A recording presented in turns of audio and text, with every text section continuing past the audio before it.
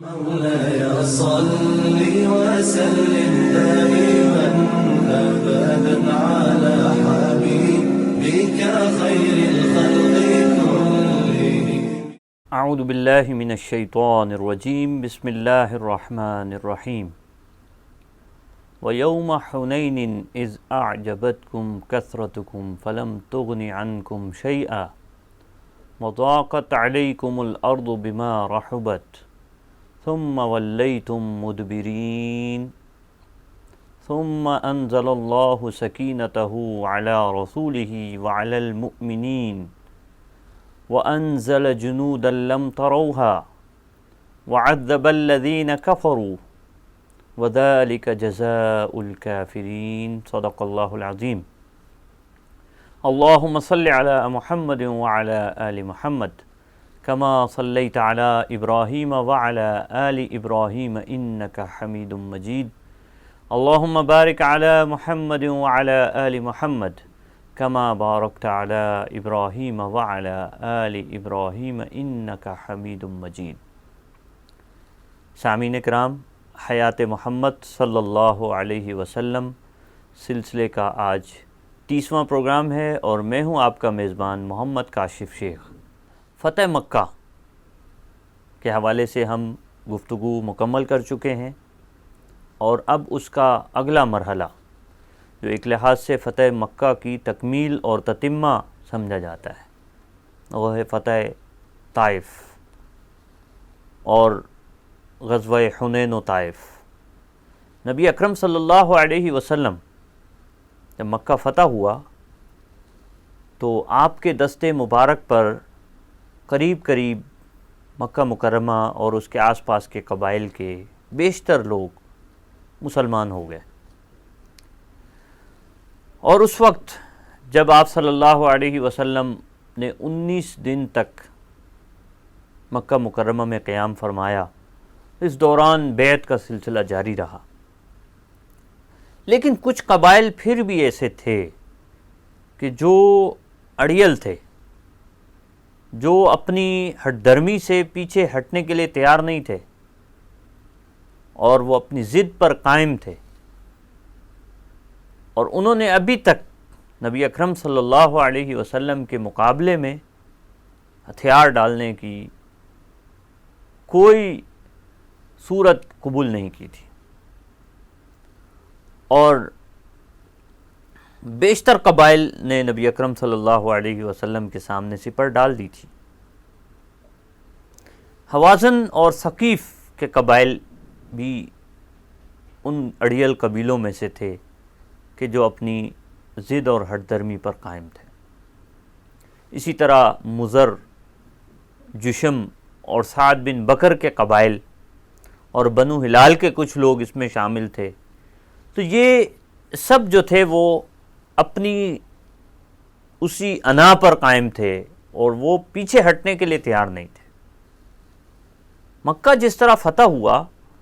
اور وہاں جو نبی اکرم صلی اللہ علیہ وسلم کا جو مثالی اسوہ تھا، جو طرز عمل تھا، اور جس طرح آپ صلی اللہ علیہ وسلم نے عام معافی کا اعلان فرمایا، اور جس طرح سے نبی اکرم صلی اللہ علیہ وسلم نے اپنے جانی دشمنوں کو، جن میں حضرت ابو سفیان رضی اللہ تعالیٰ عنہ جو مکہ فتح ہونے سے پہلے تک اسلام کے مقابلے پر کمر بستہ تھے، آپ صلی اللہ علیہ وسلم نے ان کی تکریم فرمائی، ان کو ایک مقام دیا، ایک مرتبہ دے دیا. تو اس کے بعد اب ان قبائل کے پاس کوئی جواز نہیں تھا، کوئی لاجک ان کے پاس ایسی نہیں تھی کہ جس کی بنیاد پر وہ نبی اکرم صلی اللہ علیہ وسلم کی مخالفت کر سکتے. بس اب اگر کوئی چیز رہ گئی تھی تو وہ صرف ضد تھی، انا تھی، ہٹ درمی تھی، اور کچھ بھی نہیں تھا، اور اسی پر وہ اڑے ہوئے تھے. بہرحال نبی اکرم صلی اللہ علیہ وسلم مدینہ منورہ میں حالات سے باخبر رہتے تھے. مکہ فتح ہوا تو فتح مکہ کے بعد بھی اس چیز کا امکان موجود تھا کہ کہیں نہ کہیں سے کوئی شرارت ہو سکتی تھی. اور ایسا ہوا کہ آپ صلی اللہ علیہ وسلم کو اطلاعات ملنا شروع ہو گئی کہ طائف کی جانب کچھ لوگ جو ہیں وہ جنگ کی تیاری کر رہے ہیں. نبی اکرم صلی اللہ علیہ وسلم نے جو آپ کے ہمراہ ایک مدینہ منورہ سے کوئی 10,000 کا لشکر آیا تھا اور پھر مکہ مکرمہ سے بھی کوئی 2,000 کے قریب لوگ ساتھ شامل ہو گئے، تو یہ کوئی 12,000 کا یہ ایک بڑا لشکر جو ہے وہ نبی اکرم صلی اللہ علیہ وسلم کے ایک کمان کے تحت ہر قسم کے مقابلے کے لیے تیار تھا. اور یہ تعداد تھی تو اس کی وجہ سے پھر کسی کے ذہن کے اندر یہ بات بھی آ گئی کہ بھئی اب تو ہم کثرت میں، اب تو ہمارا کوئی مقابلہ نہیں کر سکتا. لیکن اللہ تبارک و تعالی نے اس موقع پر بھی تنبیہ فرمائی. غزوہ حنین اس حوالے سے بڑا اہم ہے کہ مکہ فتح ہوا اور بڑی آسانی کے ساتھ، کوئی دشواری نہیں ہوئی، کوئی مشکل نہیں ہوئی، کوئی انسانی جانوں کا ضیاع نہیں ہوا اور مکہ فتح ہو گیا. اسی طرح نبی اکرم صلی اللہ علیہ وسلم جب حنین کے غزوہ کے لیے آگے بڑھتے ہیں تو حنین کے غزوہ کے موقع پر نبی اکرم صلی اللہ علیہ وسلم جو مالک بن عوف نصری جو تیاریاں کر رہا تھا، مختلف جو قبائل کو اس نے اپنے ساتھ ملا لیا تھا، تو اس کے مقابلے کی حکمت عملی نبی اکرم صلی اللہ علیہ وسلم نے تیار فرمائی اور صحابہ کرام رضوان اللہ علیہ مجمعین کو اس کے لیے آمادہ کیا. تو یہ جو تعداد کی کثرت تھی جو اس موقع پر، جو اگرچہ اس موقع پر بھی کفار سے زیادہ پھر بھی نہیں تھے، لیکن یہ ہے کہ پہلے جتنے غزوات ہو گزرے تھے ان کے مقابلے میں آج غزوہ حنین کے موقع پر کچھ تعداد زیادہ تھی. اور ہوا یہ کہ مالک بن عوف نصری نے جو تیاری کی وہ پہلے ہی مختلف گزرگاہوں پر، دروں پر اور پہاڑی ٹیلوں پر وہ قابض ہو گیا تھا اور اس نے جگہ جگہ اپنے تیر انداز جو ہے وہ متعین کر رکھے تھے. اور تیر اندازی میں بنو ثقیف کا اور بنو حوازن کا کوئی مقابل نہیں تھا. تو پوری طرح سے وہ اس پورے علاقے کے اندر جہاں سے اسلامی لشکر نے گزرنا تھا وہ انہوں نے تیر اندازوں کو جگہ جگہ خفیہ ٹھکانوں کے اوپر متعین کر دیا تھا. تو مسلمان جیسے ہی حنین کی طرف بڑھے تو پہلے ہی موقع پر جو ہے وہ مسلمانوں پر حملہ ہوا. تیر اندازوں کا ایسا شدید حملہ ہوا، تیروں کی بچھاڑ تھی جس کے اندر ابتدائی طور پر اسلامی لشکر منتشر ہو گیا. اور قرآن حکیم میں اللہ تبارک و تعالی نے اسی کی طرف اشارہ فرمایا اور جو آیات میں نے آپ کے سامنے تلاوت کی ہیں میں اللہ تبارک و تعالی نے بیان فرمایا کہ وَيَوْمَ حُنَيْنٍ إِذْ أَعْجَبَتْكُمْ كَثْرَتُكُمْ، کہ وہ حنین کا دن کہ جب تمہیں تمہاری کثرت تعداد نے فخر میں مبتلا کر دیا اور تمہیں عجب کے اندر مبتلا کر دیا. لیکن یہ کثرت تعداد تمہارے کام نہ آئی اور تم پر زمین ایسی تنگ ہو گئی کہ وہ کشادگی کے باوجود تمہارے لیے مشکل صورتحال پیدا ہو گئی اور تم الٹے پاؤں بھاگ کھڑے ہوئے. اور پھر اللہ تعالی نے اپنی سکینت تم پر نازل کی، اپنے رسول پر، اہل ایمان پر، اور ایسے لشکروں کو بھیجا کہ جسے تم نے نہیں دیکھا. اور پھر کفار کو اللہ تعالی نے سخت سزا دی اور کفار کی جزا ہی یہی ہے. تو اللہ تبارک و تعالی نے اس موقع پر بھی مسلمانوں کی مدد فرمائی. ابتدائی حملے میں کفار کی طرف سے جو حملہ ہوا، ابتدائی مسلمان بکھر گئے، منتشر ہو گئے، لیکن رسول اللہ صلی اللہ علیہ وسلم ڈٹے رہے. بھگدڑ مچ گئی تھی، لوگ بکھر گئے تھے. نبی اکرم صلی اللہ علیہ وسلم اس موقع پر اپنی سواری پر موجود رہے، اپنے مقام پر موجود رہے اور زور زور سے پکارتے رہے الی عباد اللہ، الی یا عباد اللہ، اے اللہ کے بندوں میری طرف آؤ. آپ صلی اللہ علیہ وسلم کی زبان مبارک پر یہ کلمات جاری تھے، انا النبی لا کذب، انا ابن عبد المطلب، میں عبد المطلب کی اولاد سے ہوں، میں نبی ہوں، میں پیغمبر ہوں، میں جھوٹا نہیں ہوں، میری طرف آؤ. کیوں بکھر گئے ہو؟ کیوں منتشر ہو گئے ہو؟ کیوں مقابلے سے پیچھے ہٹ گئے ہو؟ اور پھر کیفیت یہ ہو گئی کہ آپ صلی اللہ علیہ وسلم کے ہمراہ بس اس موقع پر 9 یا 10 افراد رہ گئے. اور پھر حضرت عباس رضی اللہ تعالیٰ عنہ نے پکارا تو جمع ہوتے ہوتے کچھ 100 کے قریب آپ صلی اللہ علیہ وسلم کے گرد لوگ اکٹھے ہو گئے، اور پھر جم کر مقابلہ شروع کیا، اور مقابلے میں جب آگے بڑھے تو پھر جو باقی لشکر تھا وہ بھی مجتمع ہونا شروع ہوا، اور اس طرح پھر گھمسان کا رن پڑا، اور اس میں مسلمانوں کو اللہ تعالیٰ نے فتح سے ہمکنار کیا۔ اس موقع پر نبی اکرم صلی اللہ علیہ وسلم کی ذات مبارک سے ایک اور معجزہ ظاہر ہوا کہ آپ صلی اللہ علیہ وسلم نے زمین سے مٹھی بھر مٹی اٹھائی اور کفار کی طرف پھینک دی، شاہت الوجوہ، کہ یہ چہرے مسخ ہو جائیں۔ اور پھر ایسا ہی ہوا کہ کفار میں سے، مشرکین میں سے کوئی بھی نہیں تھا کہ جو آنکھیں نہ مل رہا ہو، ان کی آنکھوں میں گرد گئی، اور اس کا اثر یہ ہوا کہ پھر اس کے بعد وہ مقابلے میں باقی نہیں رک نہیں سکے، اور پیچھے ہٹ گئے، زوال پذیر ہو گئے، پسپا ہو گئے۔ ثقیف کے 70 کے قریب افراد اس موقع پر اپنی جان کی بازی ہار بیٹھے۔ مسلمانوں کو اس موقع پر بہت بڑے پیمانے پر مال غنیمت ملا، اس میں ہتھیار بھی تھے، اس میں جانور بھی تھے، عورتیں اور بچے بھی تھے جو قیدی بنا لیے گئے۔ اور پھر اس کے بعد حوازن اور ثقیف کے جو شکست خوردہ افراد تھے وہ طائف میں جا کر کے قلعہ بند ہو گئے۔ نبی اکرم صلی اللہ علیہ وسلم نے، اس میں مختلف روایات ہیں، بعض روایات کے اندر آتا ہے کہ آپ صلی اللہ علیہ وسلم 40 دن تک، اور بعض روایات کے اندر 20، کسی میں 15، کسی میں 10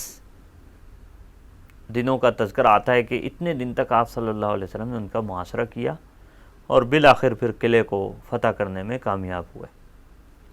مال غنیمت جو بہت بڑے پیمانے پہ حاصل ہوا تھا، نبی اکرم صلی اللہ علیہ وسلم نے اس موقع پر خاص کر ان لوگوں کو مال غنیمت میں سے حصہ دیا۔ یہ حکمت ظاہر ہے نبی اکرم صلی اللہ علیہ وسلم ہی اس کی بہتر سمجھ سکتے تھے۔ ان لوگوں کو زیادہ آپ صلی اللہ علیہ وسلم نے دیا کہ جو بھی نئے نئے مسلمان ہوئے تھے، قریش کے لوگ، سرداران قریش۔ نبی اکرم صلی اللہ علیہ وسلم نے ان کی تالیف قلب کی، ان کو قریب لانے کے لیے، ان کو اسلام سے مانوس کرنے کے لیے مال غنیمت میں سے ان کو بڑھ کر زیادہ حصہ دیا۔ اور اس موقع پر نبی اکرم صلی اللہ علیہ وسلم نے اللہ کے حکم سے جہاں قریش کو دیا اور مختلف قبائل کے لوگوں کو دیا، مہاجرین کو بھی دیا گیا،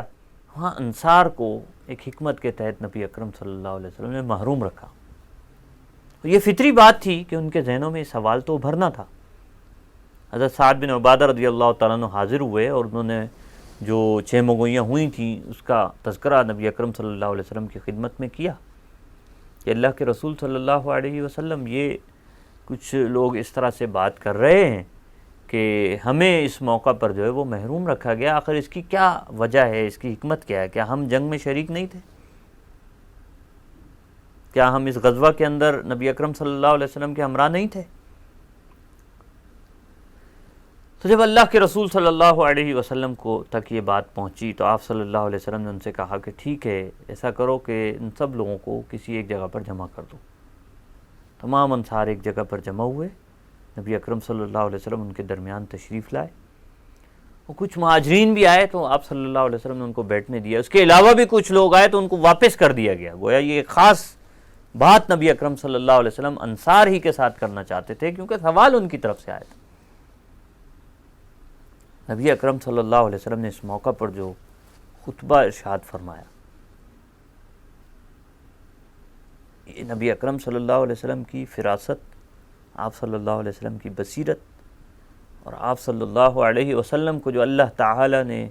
جو حکمت عطا فرمائی تھی، اس کا شاہکار ہے وہ خطبہ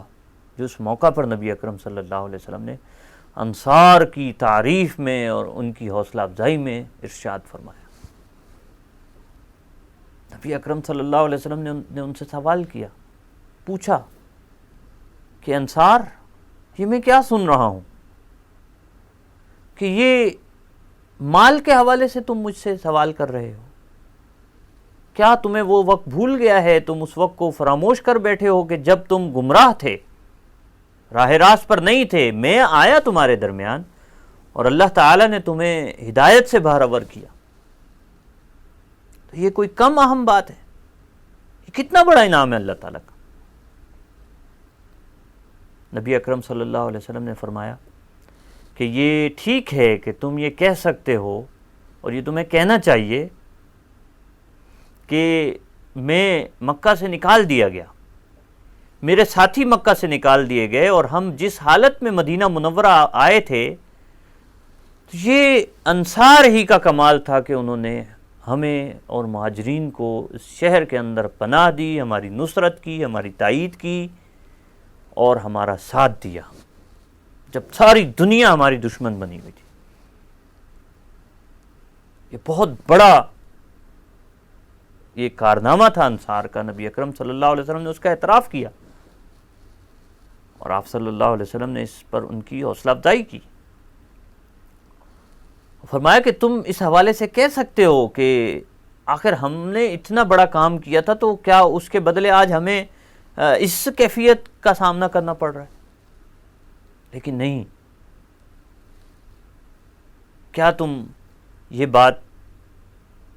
اس سے بہتر بات کے لیے تیار نہیں ہو؟ نبی اکرم صلی اللہ علیہ وسلم نے فرمایا کہ لوگ تو بھیڑ بکریاں اور اونٹ اور مال مویشی لے کر چلے گئے، اور اے انصار، تم اللہ کے رسول، اللہ اور اس کے رسول صلی اللہ علیہ وسلم کو اپنے ہمراہ لے کر جاؤ۔ اس سے بڑھ کر اور کیا ہو سکتا ہے؟ پھر نبی اکرم صلی اللہ علیہ وسلم نے فرمایا کہ لولا الہجرہ لکنت من الانصار، کہ اگر ہجرت نہ ہوتی تو میں بھی انصار میں سے ہی ایک فرد ہوتا۔ پھر آپ صلی اللہ علیہ وسلم نے فرمایا کہ لو سلک الناس وادیا وسلک الانصار وادیا لسلکت فی واد الانصار،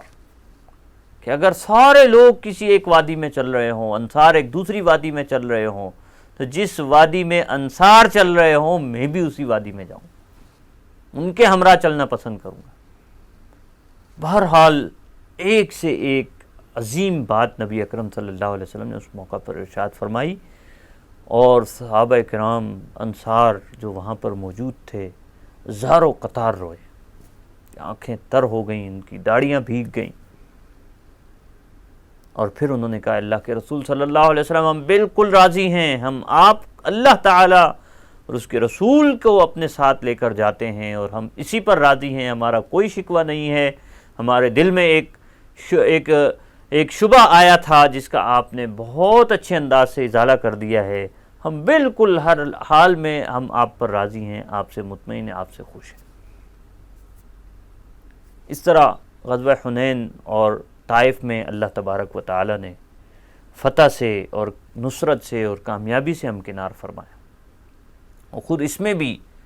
مسلمانوں کے لیے جو سبق ہے، جو پیغام ہے، جو درس ہے کہ ایک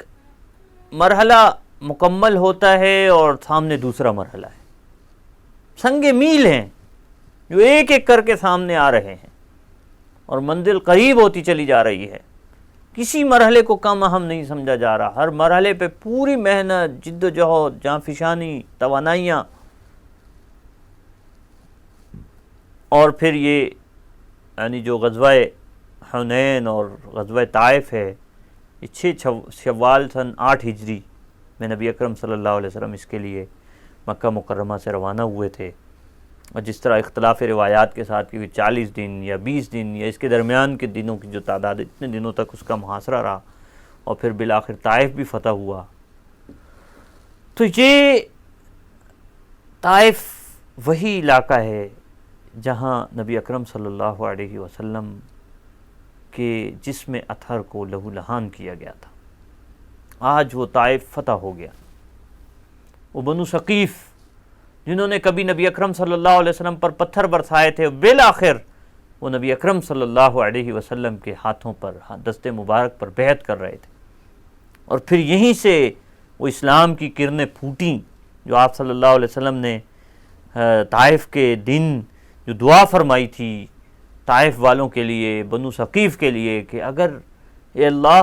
یہ آج یہ نہیں مانے تو ان کے آنے والے اس دین کو ضرور قبول کریں گے، اور وہ آج کے دن میں وہ بات پوری ہوئی، اور اس کے جو اثرات دنیا نے دیکھے کہ اسلام انہی ثقیف کے ذریعے سے پوری دنیا میں پھیلا۔ اور ہم جو جس خطے میں بستے ہیں بر صغیر میں،